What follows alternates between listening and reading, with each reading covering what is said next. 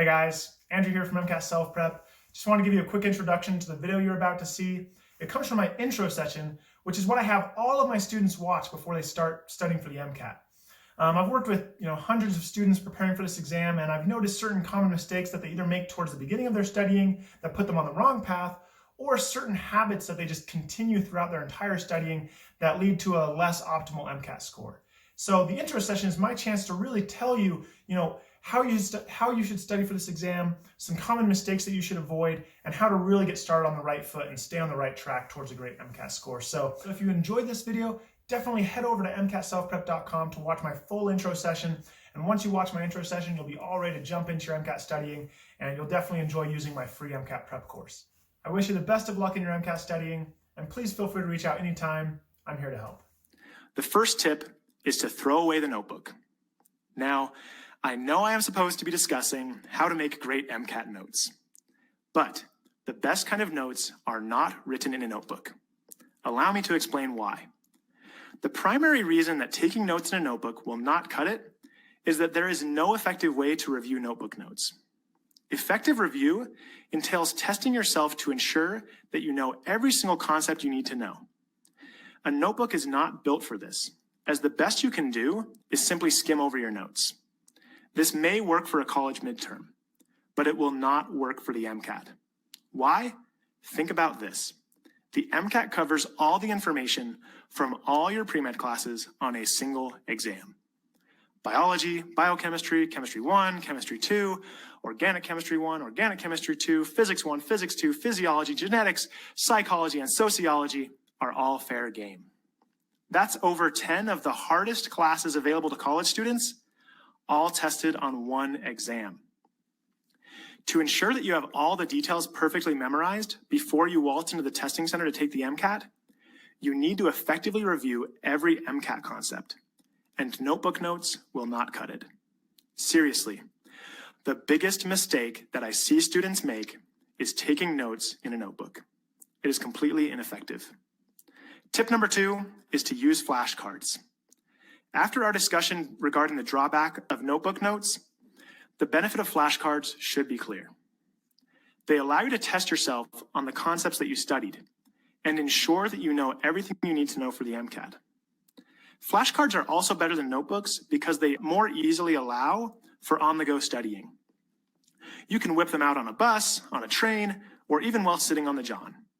Personally, I enjoy studying my flashcards while on a long walk outside, which gives me the added benefit of endorphins, sunshine, and fresh air.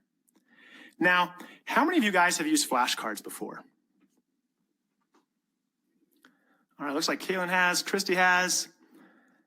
All right, a lot of you guys have used flashcards before. And I would guess that most of you have used flashcards for something such as a vocabulary test.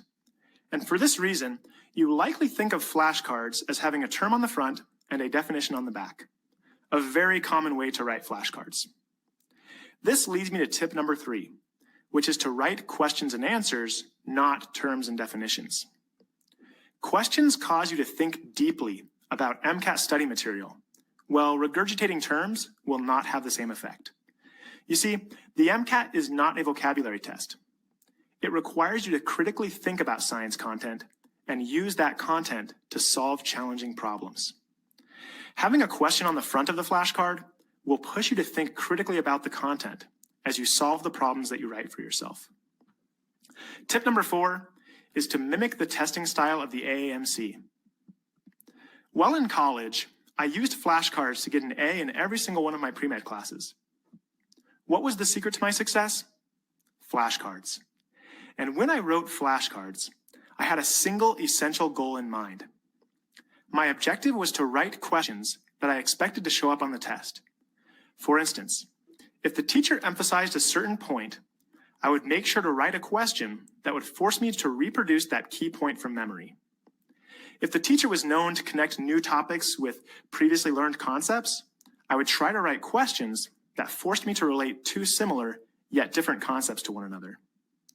By the time the midterm rolled around, my note card stack was essentially my version of the upcoming exam, full of questions that I predicted I would need to be able to answer.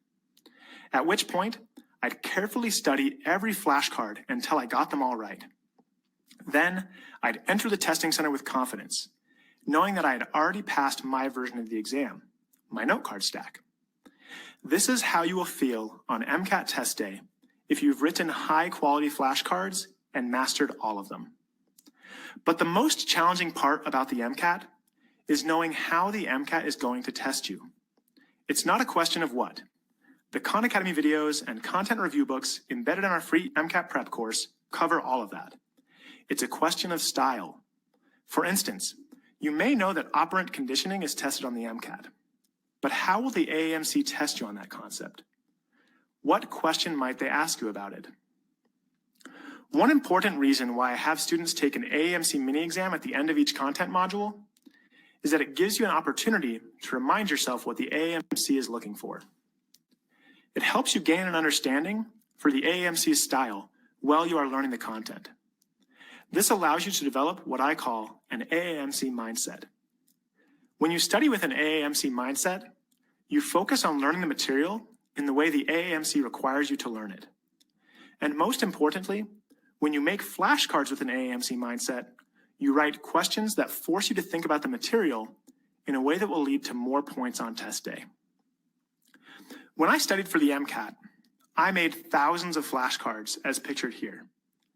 And yes, those are all separate boxes and bags of note cards, all for the MCAT.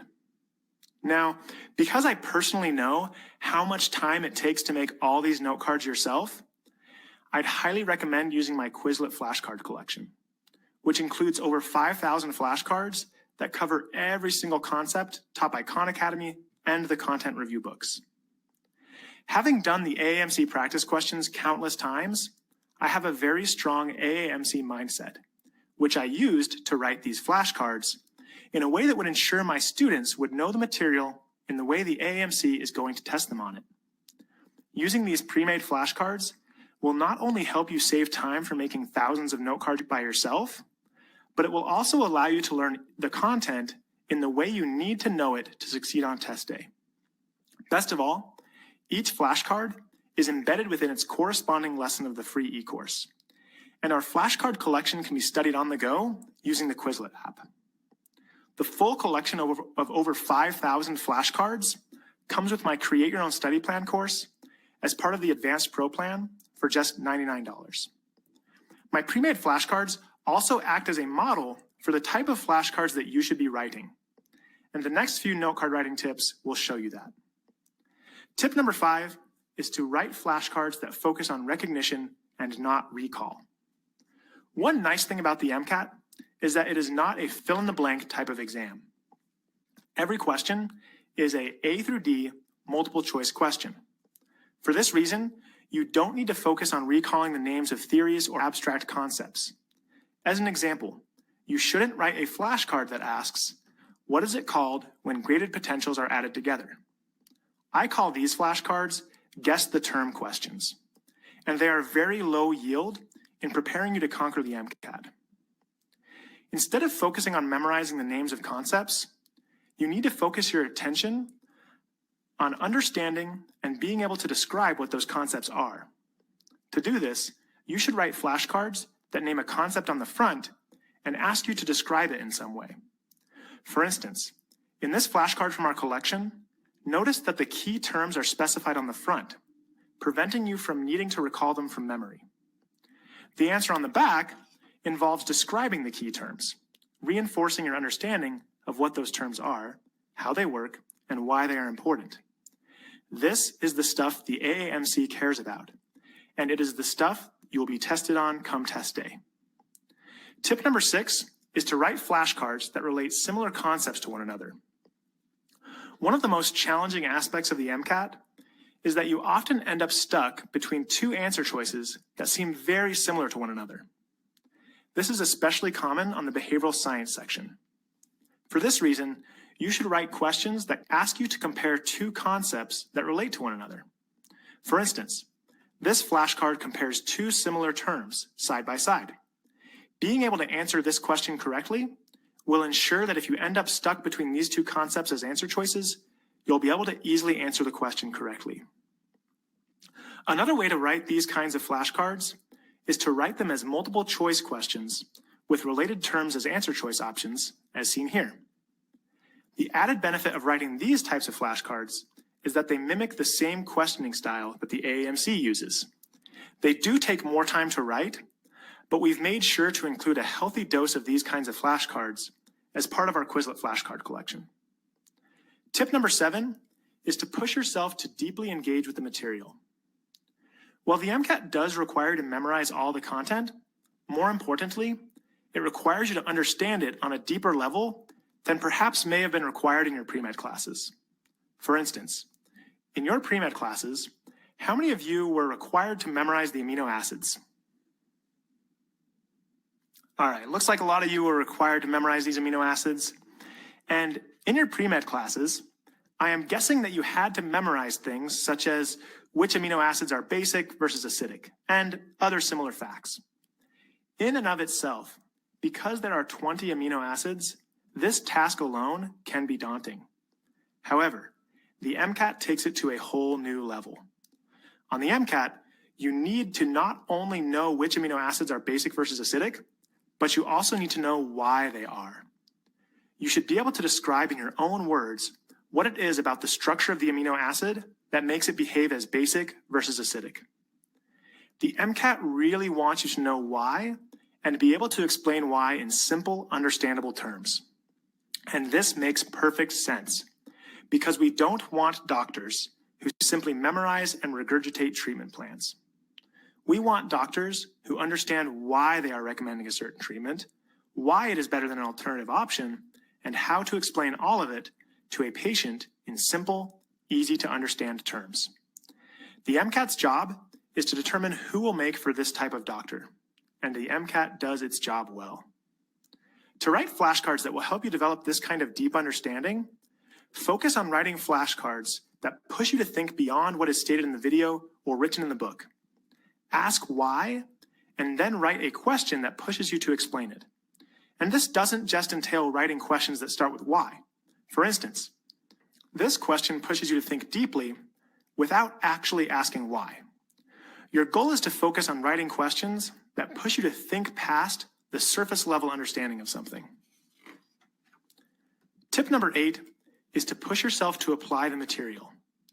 Not only does this help you better understand what you are learning, but it also helps you remember it better.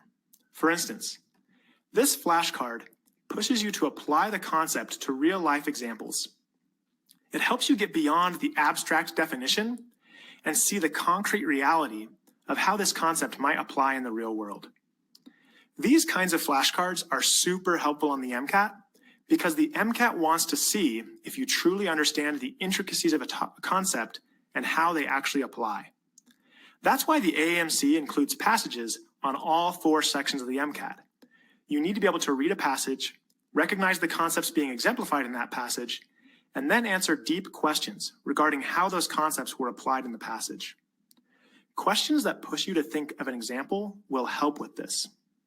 In particular, if you can apply what you are learning to something from your personal life, you will be very unlikely to forget it, as in a flashcard such as this one.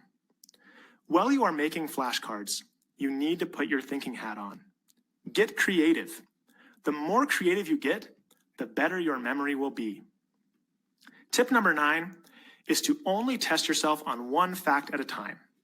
For instance, if you have a flashcard that asks you to describe all 5 stages of mitosis on a single flashcard, you will likely describe some of the stages correctly, but not others. Because you got some of them correct, you may get lazy and simply decide to pretend that you got the whole thing right and not review it again. Not good. Additionally, when you see a flashcard that has a really long answer on the back, your motivation to answer it fully decreases significantly. No one wants to get stuck on a single flashcard for 10 minutes. When you write flashcards that only test you on one fact at a time, you can avoid these issues. For instance, you might ask a question such as, what happens to the nuclear envelope during prophase? This is a much better question than before because the question only has one right answer, it only asks about a single fact, and it only takes a few seconds to answer. This way, you will hold yourself accountable for that single fact. and you'll be more motivated to answer the question since it is short and sweet. Now, let's be 100% clear. Asking what happens to the nuclear envelope during prophase is a good question, but asking what happens during prophase is not. For one, it is not specific, resulting in countless ways to answer the question, since many things happen during prophase. For another, questions such as this will likely have a long list of facts on the back, resulting in the same issues we saw with the original question. The key takeaway here is to make your questions specific to a single fact that is being tested. Tip number 10 is to write your flashcards in your own words. If you follow my previous 9 tips, this shouldn't be very hard, since my way of writing flashcards almost forces you to use your own language instead of copying text from a book. That being said, copying exactly what is said in a video or exactly what is written in a book is so tempting, because it is so much easier than recrafting what was taught into your own words. But simply regurgitating what someone else said is a waste of your time because it will not result in deep learning. Being able to put a concept into your own words is proof that you actually understand that thing. By describing something using your own day-to-day lingo, you are translating what was said or written into something you actually understand. This is crucial. Tip number 11 is to make flashcards at the right time. You may not know this, but there is a right time and a wrong time to make a flashcard. Most students make a flashcard every time they see a bolded term. This is not a good idea. Just because something is bolded does not mean it is important. It may mean that it is important to the writer of that book, but it does not mean it is important on the MCAT. By that same token, just because someone in a video writes something down on a virtual whiteboard doesn't make it note card worthy. Instead of searching for bolded terms, vocabulary words, or emphasized concepts, I would instead suggest searching for facts. I want to illustrate this by taking a look together at this short selection from a Khan Academy article about filtration in the kidney. Let's read it together. And I will pause every time I discover a fact so that I can show you how I would write a note card to capture that fact. Blood that is about to be filtered enters a glomerulus, which is a tuft of blood capillaries, the smallest of blood vessels. Okay, even just this first sentence contains several facts. Let's pause and capture them by writing some flashcards. The first fact I see is that blood is filtered by the glomerulus. How can I make a flashcard to test myself on this singular fact? Perhaps I could make an AMC-style multiple choice question that asks, which of the following is responsible for filtering the fluid that enters the kidney? This would be good, but I think I can do better. What if I wrote an application question, such as, what would happen if the kidney did not have a glomerulus? See how this question would cause me to think deeply by forcing me to relate this one sentence to several other previously learned concepts? Another fact hidden in this sentence is that capillaries are the smallest type of blood vessel. What flashcard could we write to capture that idea? Perhaps we could write a question that forces us to make a comparison, such as, compare the size of a capillary to an artery. Now, the final fact that I see in this sentence is that the glomerulus is an example of a capillary. For this reason, I might write a flashcard such as, true or false, the glomerulus is an example of an artery. This question pushes me to think and only requires me to remember a single fact at a time. Okay, with this next sentence, I want you guys to put your thinking caps on and try to write your own question that captures the fact that it teaches. It says, the glomerulus is nestled inside a cup-like sac located at the end of each nephron, called a glomerular capsule. The fact I find hidden in this sentence is that the glomerulus is located within the glomerular capsule. Go ahead and take a couple minutes to think of a question that captures this fact. Then go ahead and type your question into the chat so that I can provide some constructive feedback. All right, let's jump in and I'm going to take a look at some of your questions and give you some constructive feedback. So Grace writes, where can the glomerulus be located in the kidney? Now, this is great. You know, Grace is capturing the fact, right? But the one issue that I see with this question is that it's a guess the term question, right? She's asking us to regurgitate a term, and the AMC is never going to ask us to regurgitate a term, right? So definitely, Grace, you get points for capturing one single fact, but to bring it to the next level, instead of asking us to regurgitate a term, let's ask us to do some sort of thinking that causes us to interact with both terms, right? The glomerulus and the glomerular capsule. And let's see, Andrew asks, what is the function of the glomerular capsule? Yeah, that's a great question because it states the term on the front and it asks us to do some describing, right? You want to get yourself talking, right? When I walk around with flashcards, I probably look like probably someone who's insane because I'm talking to myself, right? If I'm in public, probably not out loud, but I might be mouthing it out, or I might, I'm doing some sort of intense thinking and talking, right? And questions that ask you to describe something, fantastic. So great job there, Andrew. That's really great. And let's see. Delia says, true or false, the glomerular capsule is found at the beginning of each nephron? Yeah, I think that's fine. It only causes us to basically say yes or no, which is fine for some facts. Some facts are very basic and it's only a yes or no answer. But if we can push ourselves, like I said with that previous flashcard, to be describing something, bonus points there. Awesome, guys. Thanks for giving this a shot. Writing good flashcards takes time and practice, and I'm sure you guys will get there as you ponder over these tips that I'm giving you here today. You're going to get better over time. Now, personally, I'm inclined to write a question that pushes me to compare the two similar sounding terms mentioned here. For instance, we could ask, how does the glomerulus relate to the glomerular capsule? See how that is much more involved than simply asking yourself to regurgitate a term? It pushes you to think deeply and understand the intricate differences between these similar terms. The MCAT will reward you greatly for making such high-level flashcards. Now, at this point, I am sure you are thinking to yourself, Andrew, you made 4 flashcards for just 2 sentences worth of material. Ain't nobody got time for that. And you are exactly right. This is a time-consuming process, which is a major reason why I went to the trouble of making my collection of over 5,000 flashcards for my busy students. You will likely not have the time to make your own flashcards for every single fact taught by Khan Academy, as well as several content review books like we did when we made our flashcards. This is the major reason why the majority of our students will at the very least upgrade to the Advanced Pro plan for just $99 in order to gain access to our complete flashcard collection. Now, even though our flashcard collection covers all the MCAT content you need to know, it is still beneficial to make your own flashcards for the content modules that you struggle with the most. And in my Create Your Own Study Plan course, I will help you decide which modules are worth your time to write your own flashcards for.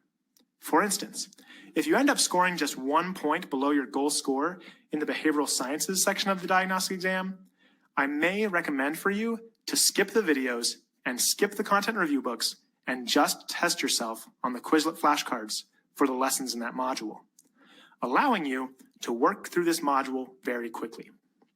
On the other hand, if you end up scoring 6 points below your goal score in the chemistry physics section of your diagnostic exam, I may recommend that you watch all the videos from the video playlists while making your own flashcards, read the Kaplan book reading assignments without making your own flashcards, and study all of our pre-made Quizlet flashcards. You see, to truly learn a challenging subject, you need to engage deeply with it. And the best way to engage with it is by making flashcards. I highly, highly recommend that you make your own flashcards for the content modules that I recommend for you specifically in my Create Your Own Study Plan course. And don't get lazy to the point that you are only making flashcards for 1 out of every 10 facts mentioned. You need to make flashcards for every single fact. Everything is fair game on the MCAT, and students who memorize every piece of content to the T are the students who I see succeed on this test. It is a very hard exam, so please do not get lazy. But even if you make your own note cards for certain content modules, I'd still recommend using my pre-made Quizlet flashcards as a means of double-checking your understanding, because sometimes we think we understand something, but we really don't. Going through my flashcards will allow you to confirm for yourself that you learned everything that I think you should know in the way you should know it for the MCAT. Tip number 12 is to review your flashcards regularly. There are many ways to review your flashcards, but in order to succeed on the MCAT, you will need an advanced review system that involves reviewing each flashcard several times in a way that every concept will be 100% memorized and available in your brain on test day. In regards to these advanced review systems, I want to briefly mention two main types. The first type of review system I want to mention is what I call a memory prevention system. Now, how many of you guys have heard of Anki? Yeah, I'm seeing a lot of yeses in the chat. Anki is a very popular example of a memory prevention system. It will prompt you to review a flashcard right before its algorithm believes you are going to forget it. This typically involves gradually increasing the time between review sessions. The benefit to this system is that you don't need to worry about when to review your flashcards, since the algorithm will do that for you. However, there are a few major drawbacks to this type of review system. The first main drawback is that this type of review system is very time-consuming. Many students who do all the cards that Anki tells them to review each day eventually end up spending half of their study time each day reviewing flashcards. This is because the MCAT covers so much content, and to keep it all in your brain at all times requires a substantial amount of your time. This is not good for an already busy pre-med student like yourself. I've seen many students get so overwhelmed by the number of Anki cards they have to review each day that they give up reviewing their flashcards completely. Another reason that this system falls short is that it is disorganized in terms of which flashcards it requests that you review each day. For instance, it might present you with a random flashcard from lesson 12 of the Biology 1 module, and then immediately after present you with a random flashcard from lesson 5 of the Physics 2 module. This hurts your brain's ability to keep all the information neatly organized. I highly recommend studying and reviewing concepts in the same order every time, as a means to strengthen the organization of the information in your brain. You want your brain to act like an organized filing cabinet, and not an office with papers scattered all around the room. The final and most troubling issue I have with this type of review system is that its algorithm is imperfect. For instance, can Anki know the exact date and time that a certain concept is going to leave your brain? No. And what if it just so happens that the day after test day, Anki was going to remind you to study 300 flashcards that you had actually forgotten one day prior? If this was the case, your brain was not ready for test day. To me, that is a scary thought. You want every concept memorized as close to 100% on test day as possible. The second type of review system that I want to mention is what I call a test day-centric system. With this type of system, you review concepts several times immediately after you learn them to enhance your initial understanding of them. And then you ramp up your review of the concepts just before your test day. This is the same review system I used in college, and I believe it was largely responsible for helping me maintain a 4.0 GPA as a pre-med. The reason this is a better system is that it results in less of your daily study time getting sucked into flashcard review.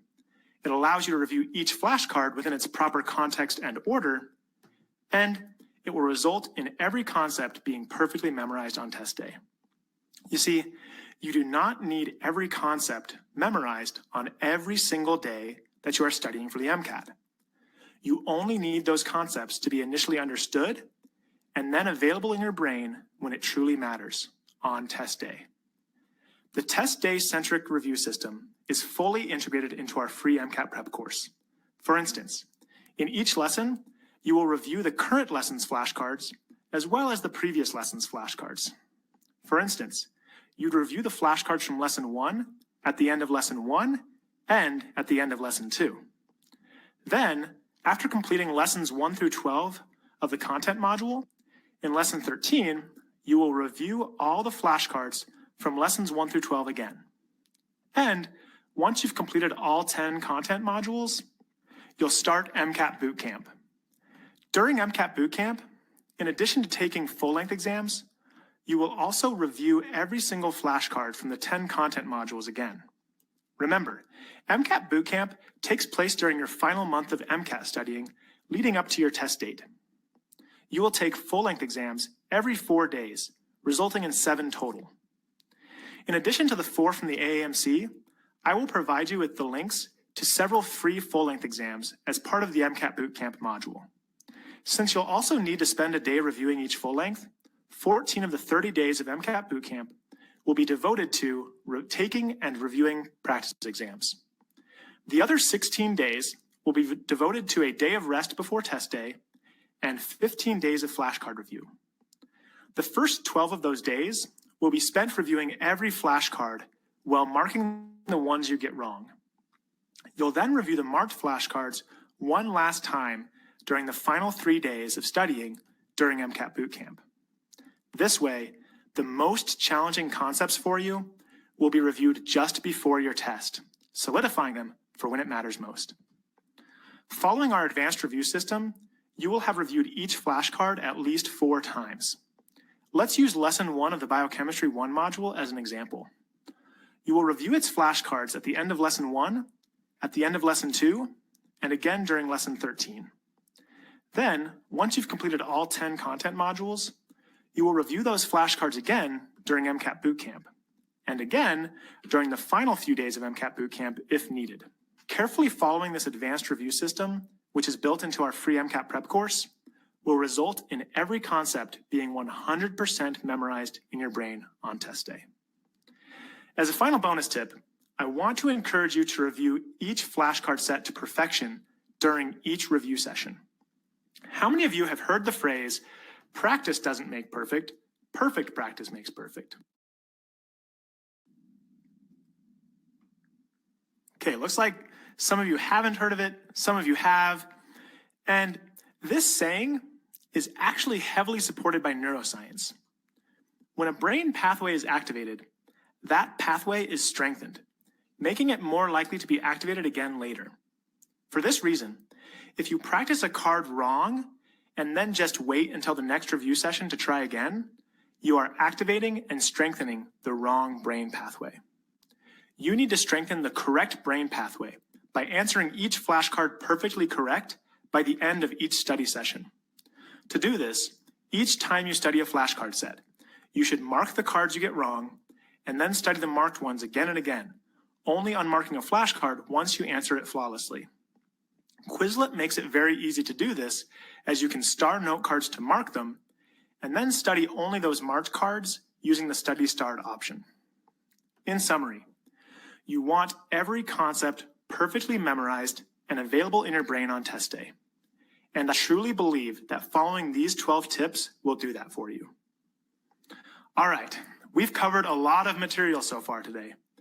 And before we move on to the final 2 keys of MCAT success, I want to take a quick pause here and see how things are going. How many of you have found this intro session to be helpful so far? I would love it if you take a second here to type into the chat just 1 to 2 sentences regarding how you've liked the session so far.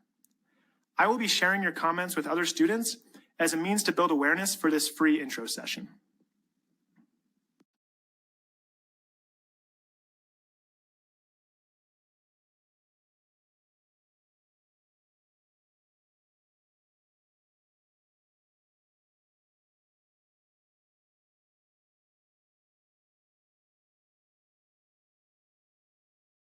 Thank you so much for your comments, guys. I really love putting on these free events for you, and it's really been a lot of fun today. The second to last key to MCAT success that I want to discuss today is to prioritize the most high-yield concepts. While it is extremely important to learn all the content contained in our free e-course, not all MCAT concepts are created equal. For instance, the amino acids are tested all the time on the MCAT. NMR, on the other hand, is rarely tested at all. You should still learn both of these topics to the best of your ability, but you should give amino acids more of your study time and attention. Your focus should be on those topics that will maximize your score the most. To help my students with this, I've created memorization courses that will help you with the most commonly tested and most challenging to learn topics. For instance, my amino acid mastery course helps you master and memorize every essential piece of information that you need to know about the amino acids, one of the most highly tested topics on the MCAT. In this course, you will learn each amino acid's one-letter abbreviation, three-letter abbreviation, pKa, structure, and more, equipping you to handle any amino acid-related question that the AAMC might throw at you. I'd highly recommend taking advantage of this high-value course. In addition to memorizing the amino acids, many students struggle with memorizing all the equations needed to succeed on the MCAT. Although most prep books contain several hundred equations, you will not need to know all of these for the MCAT. Knowing which ones you must know by heart and which ones you should simply understand can be hard, which is why I crafted my 100 Most Essential Equations course. It not only helps you memorize the 100 equations that you must know for the MCAT, but it also provides you with a single-page equation sheet. I'd recommend printing this out and keeping it by you. Then, as you study, you should highlight the equations as you encounter them in the content modules. When an equation being taught in a content module is also on the equation sheet, you'll know to pay extra careful attention to mastering and memorizing it. One of the most often tested subjects on the MCAT is also one of students' greatest fears. The details of all the major metabolic pathways, such as glycolysis, Krebs cycle, the electron transport chain, and more, are all fair game on the MCAT. The AAMC will ask you very specific questions about these, so you must know the substrates, enzymes, and energy substrates for each of these pathways. In my Metabolic Pathways Mastery course, I break each of these pathways down into bite-sized memorizable chunks, allowing you to quickly master each pathway. Now, something you may not know about the MCAT is that you are not allowed to use a calculator. Yet, calculations such as the log of 9.3 to the -4th molar or 3.9 to the 3rd nanometers divided by 9.2 to the -9th kilometers are all completely fair game. If doing this math in your head makes you throw up in your mouth even just a little bit, I'd recommend taking advantage of my high-speed math mastery course. It will teach you how to do every type of math expected of you on the MCAT at exceptionally fast speeds. In 2015, the MCAT added a new section to the MCAT, the notorious behavioral science section. This section requires you to know both psychology and sociology terms inside and out. Like the other sections of the MCAT, this section focuses on applying concepts, but more so than the other sections, the behavioral science section wants you to understand how the definitions of similar terms differ from each other. While the behavioral science content modules of our free MCAT prep course are fully comprehensive for the behavioral science content tested on the MCAT, the behavioral science booster course takes your mastery of that content to a higher level through fun and interactive learning games that allow you to learn these definitions through and through. While these 5 memorization courses that I just described focus on a single topic or concept, my 10 most commonly missed concepts course breaks the mold, focusing on 10 different specific concepts that I've noticed are both well-tested and difficult for students to learn on their own. This course allows me to fill in the gaps for my students by walking them through the most essential information that you should know about the most essential concepts. Each of my memorization courses is extremely affordable, ranging between $19 and $99 per course. And when you purchase them in the Deluxe Pro Plan bundle, you'll get all of them at half price. So how do these memorization courses fit into the e-course? My recommendation is to utilize one at a time while studying the content modules. Any order is fine, and I'd actually recommend working on the one that you currently struggle with the most. For instance, perhaps you'll notice on the diagnostic exam that you will take during the Create Your Own Study Plan course that you really struggled to remember the amino acids. If this is the case, you should start working your way through the amino acid mastery course first, 1 lesson per day, just about 15 minutes per day. Once you've finished that memorization course, perhaps you'll realize that you are having the hardest time keeping all the equations straight. If so, you should start the 100 Most Essential Equations Mastery course, once again, doing 1 lesson per day. Eventually, by the time you finish all the content modules, you will have gone through each memorization course at least once. And then, during MCAT Bootcamp, I'd recommend reviewing each memorization course one last time, which is a breeze because each course has a summary Quizlet set that you can use for a quick review of everything you learned in that course. As you can see, the memorization courses fit right in with everything else you are doing and allow you to slowly master the most important concepts one step at a time. The final key to earning a top MCAT score is to hone your MCAT test-taking skills. And to discuss this last hugely important key, let's dive into our final power topic, the 5 fundamentals of mastering test-taking strategy. Hey guys, I hope you enjoyed this small snippet from my intro session. If you enjoyed it, definitely head over to MCATselfprep.com to watch the full thing and get started on my free MCAT prep course. Also, please be sure to subscribe to this channel for more MCAT tips coming your way. And if you have any questions, definitely feel free to comment below, and me or one of my elite tutors will be in touch with you soon. Best of luck studying for the MCAT, and we'll be in touch. See you next time, guys.